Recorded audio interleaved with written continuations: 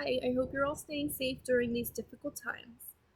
I'm almost officially a registered dental hygienist, and if you don't know what a hygienist does, let me tell you. We've been making grown men run away like little girls since 1913.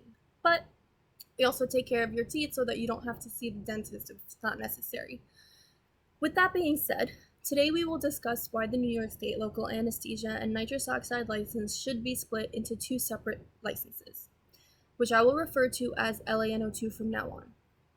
I spent the last 3 years working towards my AAS in dental hygiene, and during that time, I was elected SADA president of my class, giving me the position required to acquire the knowledge to understand the legislature of this career.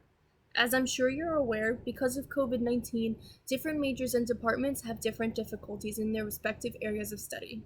Today, I will bring to your attention a situation unique to dental hygiene students. We will be discussing why the LANO2 license being combined as one is a problem, as well as why my proposed solution is the best option for resolution. This problem came to be when we had a Zoom meeting with the department chair to discuss our options. We were given two options. One, graduate by making up our quota required hours using temporary flexibility and alternate assessment methods, and two, accept an incomplete grade and retake DEN 2400, which consists of two parts, clinic and lecture. If we choose option one, we will lose our local anesthesia grade because we have not yet completed the nitrous oxide half of the course and have to retake the full course and exams by paying again for them. This course retails at about $1,400. If we choose option 2 and retake DEN 2400, all requirements we have completed to date in clinic will be thrown away, still with no guarantee that we will be able to complete our nitrous oxide half of the course due to new infection control requirements, putting us off almost another year and a half because fall 2020 will also be online. Of course, I decided to choose graduation since the only thing in the way was the LANO2 license. The way the curriculum was set up at NYCCT was to complete local anesthesia in the beginning of the semester and then take nitrous oxide after we complete our CDCA clinical boards in May. Of course, no one had any idea that we would be facing a pandemic during this time.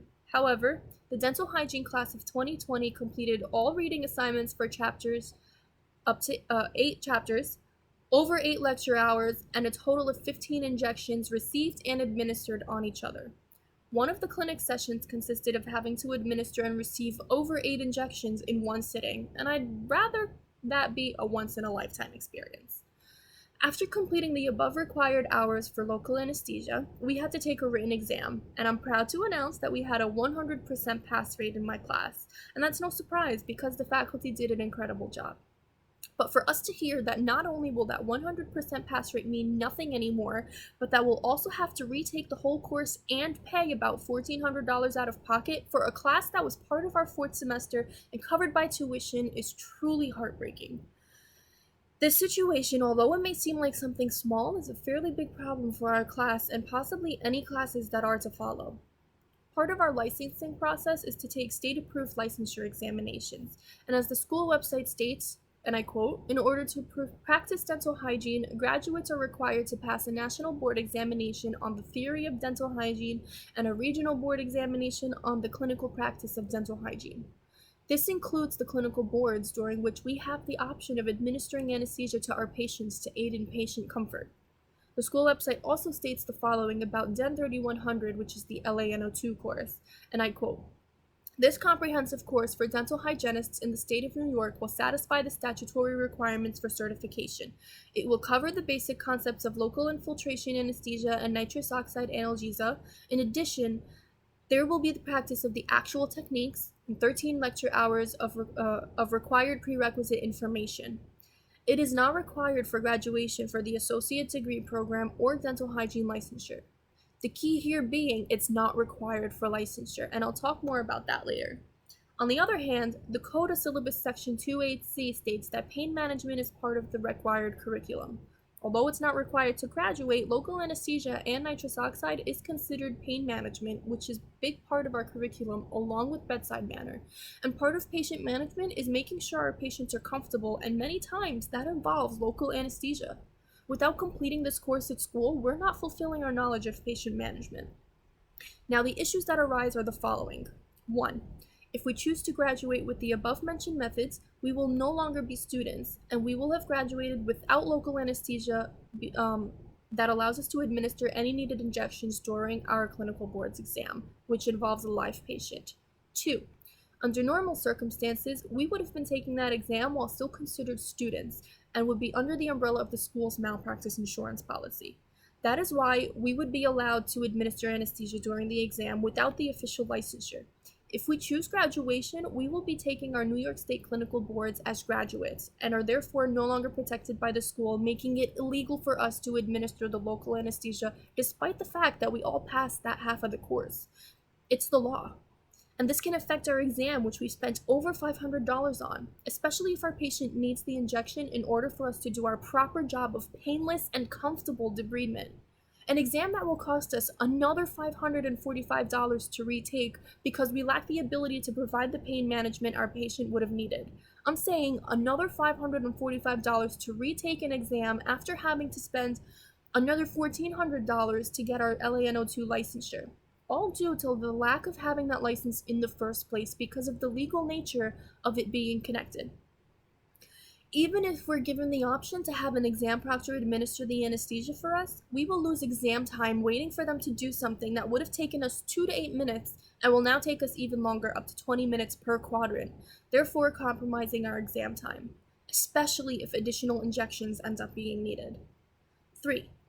Even if we found a way to take the course for local anesthesia and nitrous oxide, there's still no guarantee that we will actually be able to complete the NO2 half of the course due to the nature of the COVID-19 virus.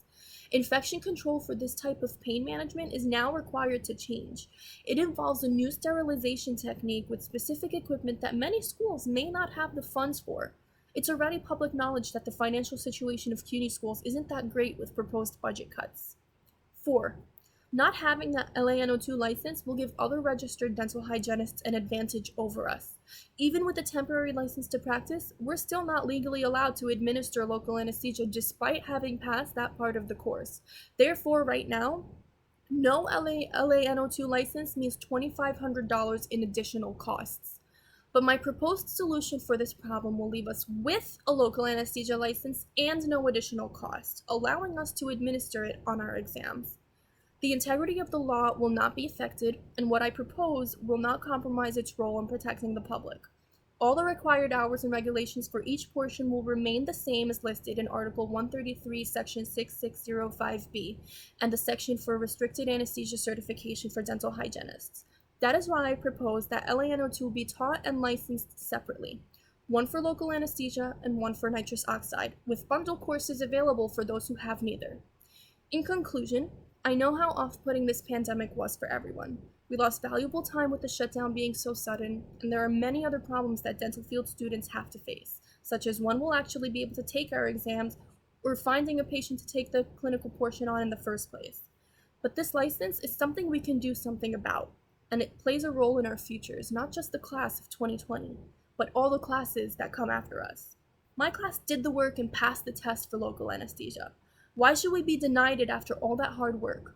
Why should we have to wait until it's safe again when we don't even know when that will be?